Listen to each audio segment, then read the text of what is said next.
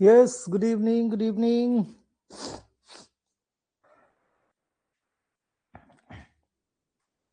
Good evening.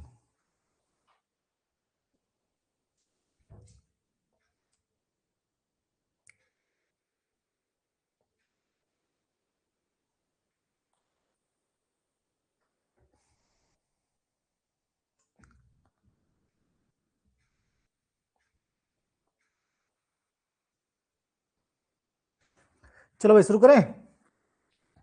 आज है consumer protection act. Consumer protection act crash course भी जल्दी शुरू होगा बेटा, है ना। कंज्यूमर प्रोटेक्शन एक्ट, ठीक।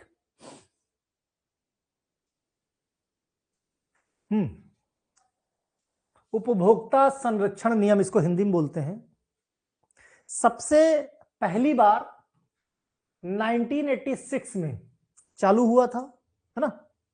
उसके बाद मेजर अमेंडमेंट 2019 में किया गया, लागू हुआ था 2020 में, राइट।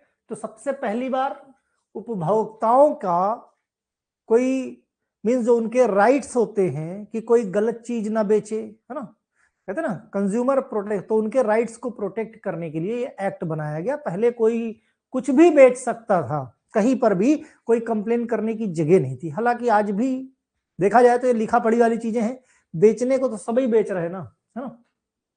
तो कंज्यूमर प्रोटेक्शन एक्ट जो लिखी पढ़ी बातें हैं जो एग्जाम में लिखना है उसके बारे में समझो, बाकी एक्चुअल में जाओगे तो परेशान हो जाओगे। तो कंज्यूमर प्रोटेक्शन एक्ट जिसको सीपीए बोलते हैं, सोशल वेलफेयर लेजिस्लेशन है, enacted to protect right and interest of consumer against unfair trade practice, है ना। ये उपभोक्ता संरक्षण अधिनियम एक सामाजिक कल्याण कानून है जिसका उद्देश्य है कि उपभोक्ताओं के अधिकारों और हितों की रक्षा करना, है ना। कोई दोषपूर्ण या कोई डिफेक्टेड चीज ना बेच पाए। और अगर डिफेक्टेड चीज, भाई तुम देखते होगे कि फ्लिपकार्ट से कुछ मंगाया तुमने, अमेजन से कुछ मंगाया, है ना, या किसी और वेबसाइट से कुछ मंगाया, तो उसके बाद अगर वो डिफेक्टिव होती तो वो रिटर्न हो जाती है। वो रिटर्न इसीलिए हो जाती है क्योंकि कंज्यूमर प्रोटेक्शन एक्ट बना हुआ है। अगर ये एक्ट नहीं होता तो वो रिटर्न नहीं होती, फिर उसका खामियाजा तुमको भुगतना पड़ता, है ना, इसी एक्ट की वजह से। तो इस एक्ट में यही है कि कोई आपको डिफेक्टिव गुड्स या डेफिशिएंट सर्विसेज, जो सर्विसेज का वादा करते हैं ऐसा नहीं है, वो वादे उनको करने पड़ेंगे। It provide interest of consumer, it provides interest simple speedy and inexpensive mechanism of redressal. तो ये जो है, कहीं पर भी अगर प्रॉब्लम है, कोई आपको ठग रहा है, कोई आपसे गलत प्रोमिसेस कर रहा है, कोई आपको डिफेक्टिव चीजें बेच रहा है, राइट, तो आप कंज्यूमर प्रोटेक्शन एक्ट के तहत उपभोक्ता फोरम में यानी कंज्यूमर कोर्ट जा सकते हो। कंज्यूमर कोर्ट में आपकी बात की सुनवाई होगी, और ऐसा नहीं कि बहुत लंबा चौड़ा प्रोसीजर है, ज्यादातर केस में एक ही सुनवाई में डिसीजन दे दिया जाता है, एक ही सुनवाई में, है ना। तो भाई ये अधिनियम क्या कहता है कि इसका मेन उद्देश्य उपभोक्ता के अधिकारों और हितों की रक्षा करना है। कानून में लिखा है कि भाई दोषपूर्ण चीजें, सेवा में कमी या अनुचित व्यापार प्रथाओं के विरुद्ध उपभोक्ता अपनी आवाज उठा सकता है, मीन्स उस उपभोक्ता को प्रोटेक्ट करने के लिए है। शिकायतों के लिए सरल तरीका है, इमीडिएट उसका सस्ती न्याय प्रणाली उपलब्ध है। मतलब ऐसा नहीं कि कोर्ट केस के चक्कर लगाते रहो, ऐसा नहीं, आसानी से हो जाता है। इसकी जरूरत क्यों है भाई? जरूरत है कि सही से इंडस्ट्रियलाइजेशन हो सके, मास प्रोडक्शन हो सके, एडवर्टाइजिंग एंड ई कॉमर्स, है ना। भाई ई कॉमर्स वेबसाइट्स क्या है? ये फ्लिपकार्ट वगैरह, ये अमेजन वगैरह, मिंत्रा वगैरह, सब क्या है? ई कॉमर्स वेबसाइट्स हैं। तो ये सब जो है कंज्यूमर को इनसे प्रोटेक्ट, भाई खूब सारी ग्रोथ हो रही है इंडस्ट्रियलाइजेशन में, तो गलत चीजें ना बेच पाए ये लोग, गलत चीजें ना बना पाए, लोगों को बेवकूफ ना बना पाए, ज्यादा से ज्यादा एडवर्टाइज हो रहे हैं तो गलत एडवर्टीजमेंट ना हो पाए, ई कॉमर्स वेबसाइट्स लोगों का फायदा ना उठा पाए, इन सब चीजों के लिए कंज्यूमर प्रोटेक्शन एक्ट बनाया गया था। कंज्यूमर बिकम वल्नरेबल मींस इस जगह पे कंज्यूमर अपना स्टेप ले सकता है, टेक ले सकता है अगर कोई गलत एडवर्टीजमेंट कर रहा है ना, कोई अनसेफ प्रोडक्ट या बिलो क्वालिटी का प्रोडक्ट अगर कोई बेच रहा है, ओवरचार्ज, जितना पैसा है उससे एमआरपी से ज्यादा अगर कोई चार्ज कर रहा है, उस किसी की सर्विसेज अच्छी नहीं है और प्रॉमिस हाई क्लास सर्विसेज का करता है, राइट। तो इन सब चीजों के लिए सेफ गार्ड यानी प्रोटेक्शन के लिए आपको इन चीजों से प्रोटेक्ट करने के लिए एक लॉ बना हुआ है, स्पेसिफिक लॉ बना हुआ है जिसको क्या बोलते हैं, कंज्यूमर प्रोटेक्शन एक्ट। इसका इवैल्यूएशन की बात किया जाए तो सबसे पहली बार 1986 में पहला उपभोक्ता संरक्षण अधिनियम बना था, जैसा मैंने स्टार्टिंग में भी आपको बताया। इसमें बहुत सारे लूप होल थे, इसको और मजबूत करने का काम 2019 में किया गया, मींस पुराने वाले को रिप्लेस किया गया और नए कानून और बनाए गए। बना तो दिया गया 2019 में, लेकिन लागू नहीं हो पाया। उसके बाद ये लागू कब हुआ, 20 जुलाई 2020 में। 20 जुलाई 2020 में ये पूरी तरीके से पूरे देश में प्रभावी हो गया, है ना। इसके अंदर मॉडर्न कई सारे चैलेंजेस थे, जो चैलेंजेस ऐड करने पड़े। भाई 1986 में ई कॉमर्स वेबसाइट्स नहीं थी, ऑनलाइन फ्रॉड नहीं थे, डिजिटल ट्रांजैक्शन फ्रॉड नहीं थे, है ना। इसीलिए 2019 में इसको और ज्यादा मजबूत करना पड़ा, क्योंकि ये सारे फ्रॉड सामने आने लगे। तो ई कॉमर्स में फ्रॉड हो रहा था, है ना, ऑनलाइन फ्रॉड है, डिजिटल ट्रांजैक्शंस फेक हो जा रहे थे, ऑटोमेटिक हो जा रहे थे, या कोई साइबर क्राइम कर ले रहा था। तो इन सब चीजों के विरोध में आपके पास एक पोर्टल है, कंज्यूमर फोरम एक्ट, जहां पर आप अपनी कंप्लेन दर्ज कर सकते हो बहुत कम पैसे में, राइट। कंज्यूमर की डेफिनेशन बताए तो उपभोक्ता, है ना। उपभोक्ता ये कौन होता है, जो सामान खरीदता है, जो सामान का इस्तेमाल करता है, जिसको चीजों की जरूरत है, वही तो हुआ ना consumer. Consumer is a person जो कि by goods for consideration means payment देता है और चीजें खरीदता है, किसी वस्तु को मूल्य देकर खरीदता है, किसी सेवा को मूल्य देकर प्राप्त करता है, right.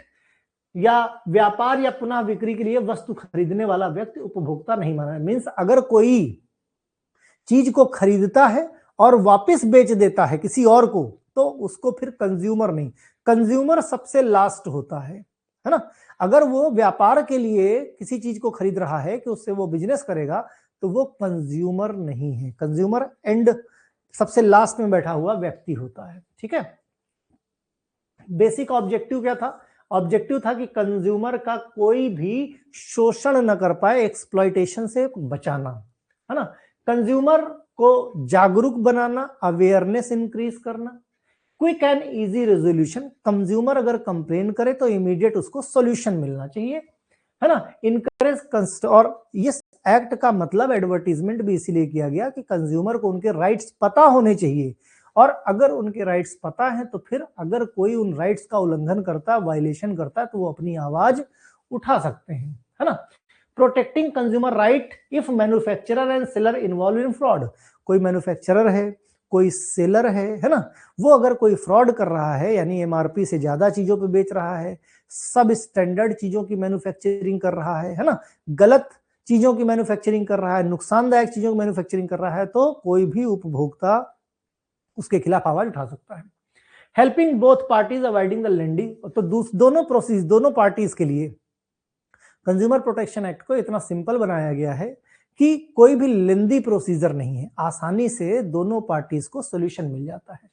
Ensure fair and ethical business practice, जिसकी वजह से फेयर, सही तरीके से नैतिक व्यापार प्रथाओं को सुनिश्चित करना होता है ना। अच्छा, फिर ये तो पहले था, फिर चेंजेस इंट्रोड्यूस किए गए 2019 में। Changes, biggest change establish the central consumer protection authority. जो चेंजेस किए गए हैं, कंज्यूमर में एक्ट कर दिया गया by goods service online and electronically. पहले ऑनलाइन कोई सर्विस लेना या ऑनलाइन कोई चीज बाई करना, कोई इलेक्ट्रॉनिकली बाई करना, ये 1986 के कंज्यूमर प्रोटेक्शन एक्ट में नहीं था, है ना।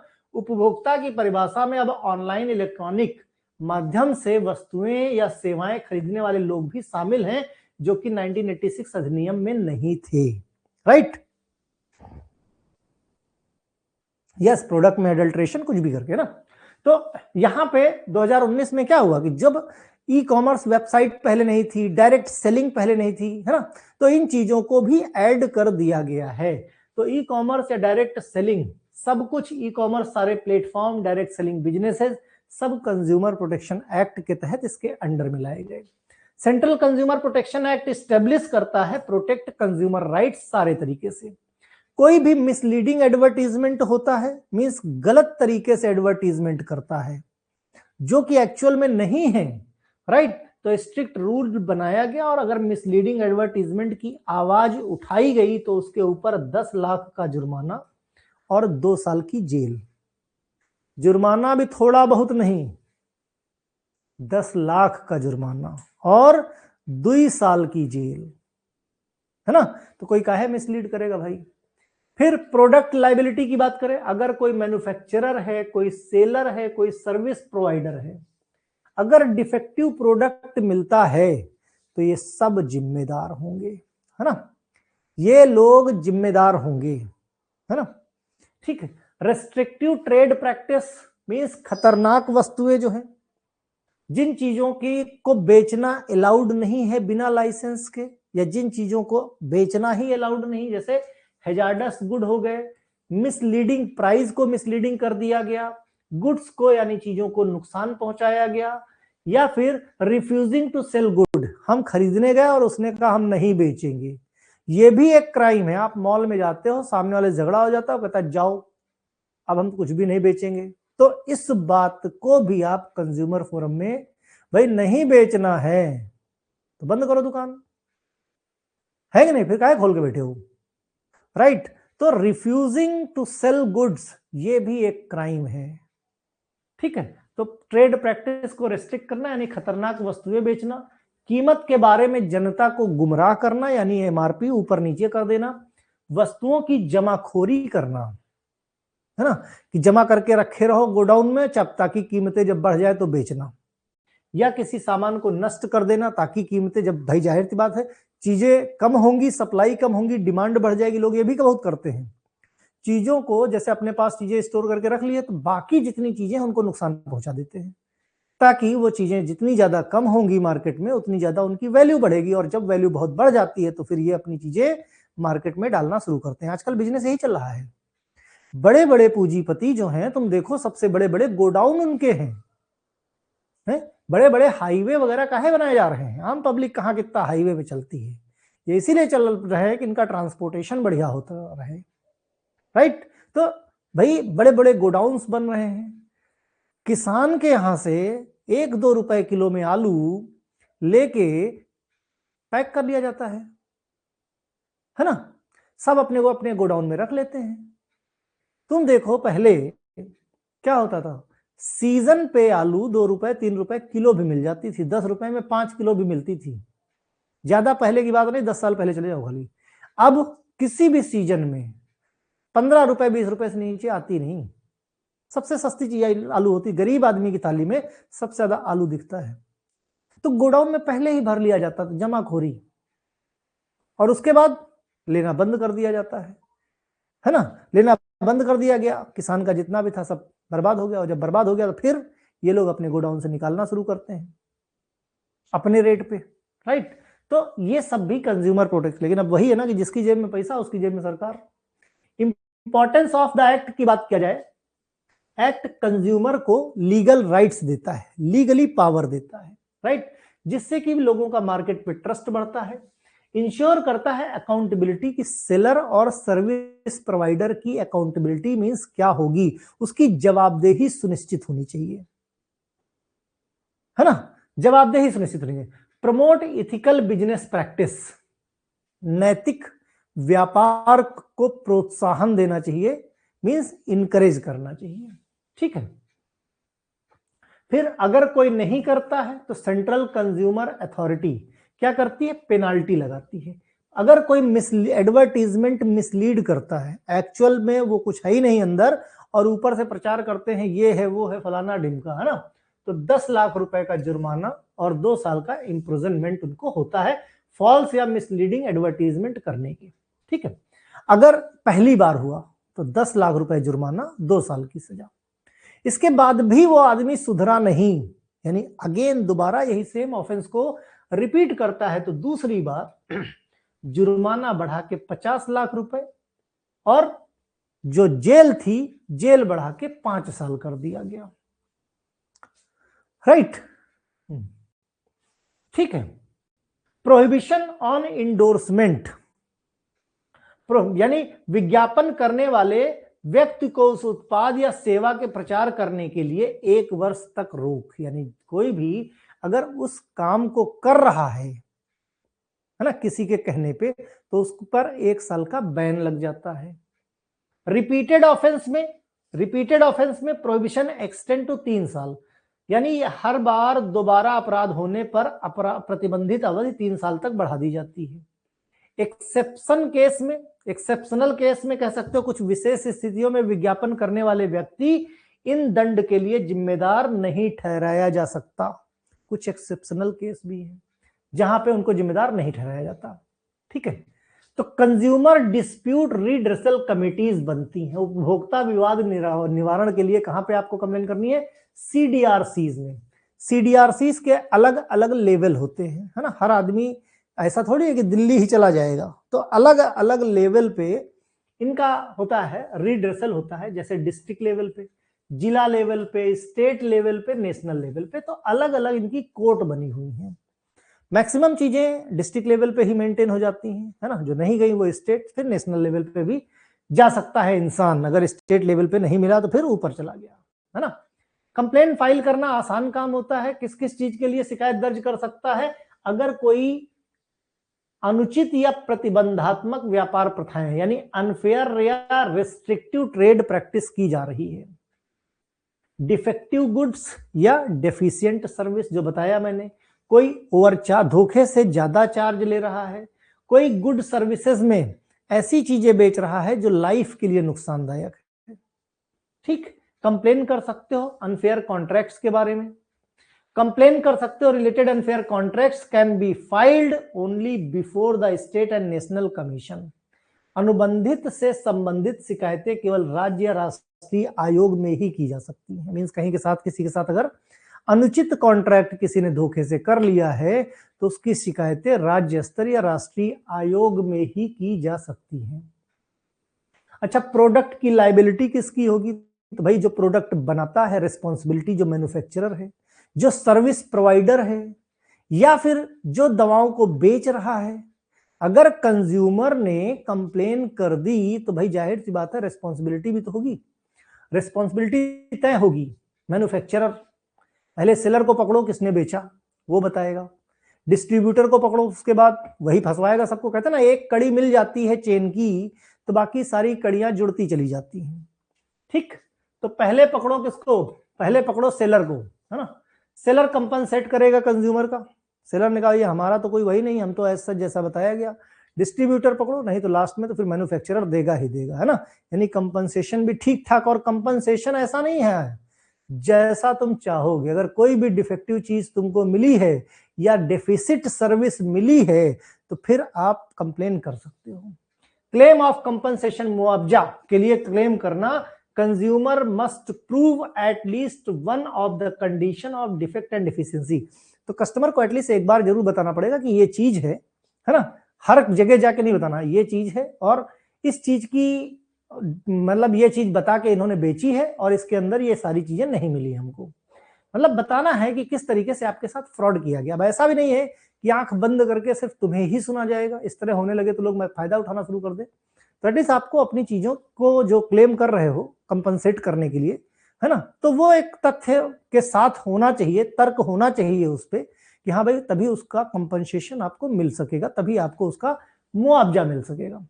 इस तरह से छोटा सा एक्ट था कंज्यूमर प्रोटेक्शन एक्ट, जो लगभग हर साल 3 नंबर में पूछा जाता है।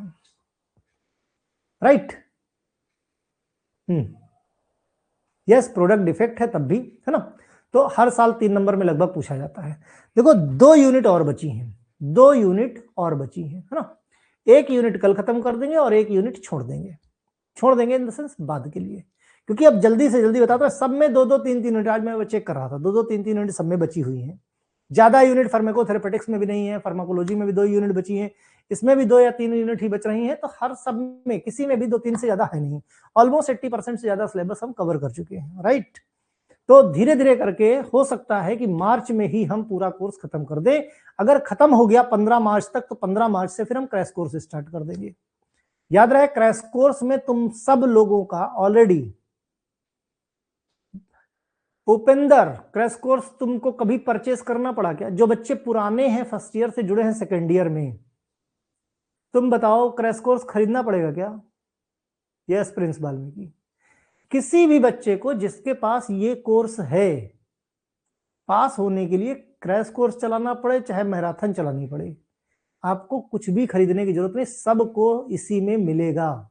सब कुछ, चाहे मैजिकल मॉडल पेपर हो, सुपर मॉडल पेपर हो, क्रैश कोर्स हो, महा मैराथन क्लास हो, है ना, कुछ भी हो, सब आपको इसी कोर्स में मिलेगा। अलग से 1 भी रुपए किसी को देने की जरूरत नहीं है। क्लियर? एकदम क्लियर। अब आई होप कि इसको लेके सवाल नहीं उठेंगे, राइट। कभी नहीं होता बेटा। यस मोनू, आरआरबी भी है ना, सही है। चलो भाई पढ़ते रहो, बाय बाय।